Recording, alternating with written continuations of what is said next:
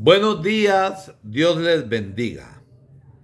Antes de ver el misterio de la Iglesia, pueblo de Dios y sacramento histórico de salvación para el mundo, la edad contemporánea, vamos a terminar viendo la Iglesia como societas, la Iglesia como sociedad en la edad moderna.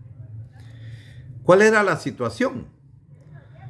Una época condicionada por las guerras de fe, de confesión y religión. El cansancio exigía buscar la paz como conveniencia mínima basada en principios comunes. El hombre, su naturaleza y su razón. Había que dejar toda esta situación de las guerras de fe, que nosotros viendo desde hoy comprendemos que no se trata de guerras de fe. Hay que buscar la paz como conveniencia mínima basada en principios comunes. Ya señalé, el hombre, su naturaleza y su razón. Surge entonces la ilustración como liberación del hombre de una infancia, de una niñez.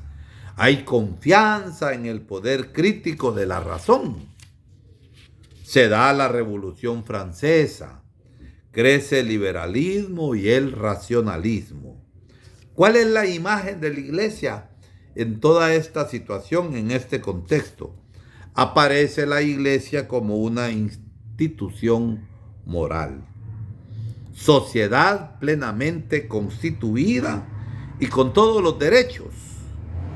La idea del cuerpo de Cristo es entendida en una dimensión sociológica y no tanto como misterio, como entendían los padres apostólicos.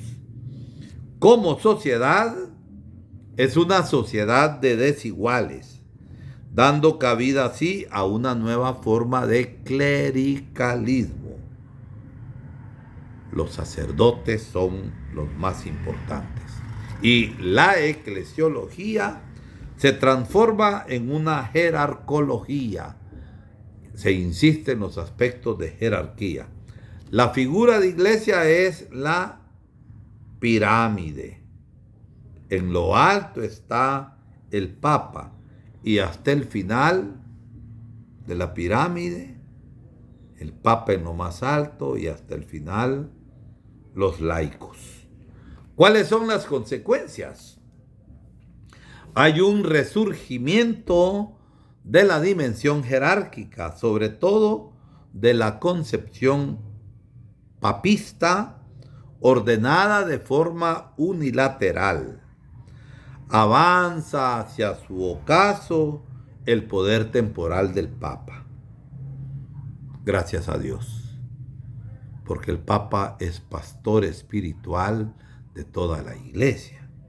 Los estados pontificios van siendo reducidos hasta que en 1870 no le quedaron al Papa sino unas cuantas manzanas de tierra en el Vaticano.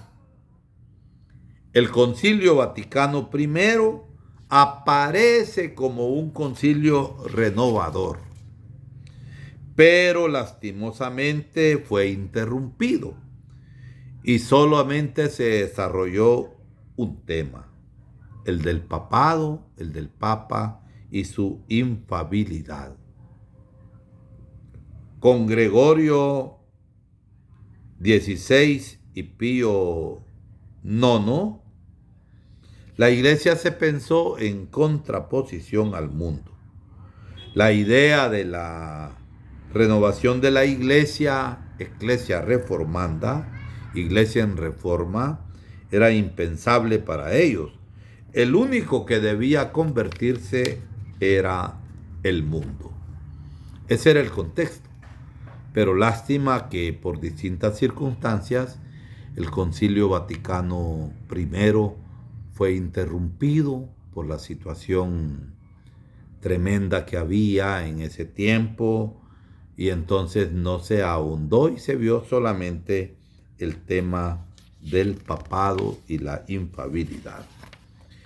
nos vamos a preparar para ver lo amplio del pensamiento de la época siguiente, de la época contemporánea, y veremos la iglesia en toda su brillantez como el Señor la ha querido, y tenemos que seguir trabajando para ser más fieles al querer de Dios, y veremos el misterio de la iglesia, pueblo de Dios y sacramento histórico de salvación para el mundo en la edad contemporánea. Dios les bendiga. Estos temas nos están ayudando a comprender la iglesia en su devenir histórico para entenderla mejor y para saber captar cómo la presencia del Espíritu ha estado siempre en ella. El Señor que ha dicho: yo estaré con ustedes hasta el final de los siglos, y Dios es siempre fiel, a pesar de las infidelidades nuestras. Dios les bendiga y hasta el próximo segmento.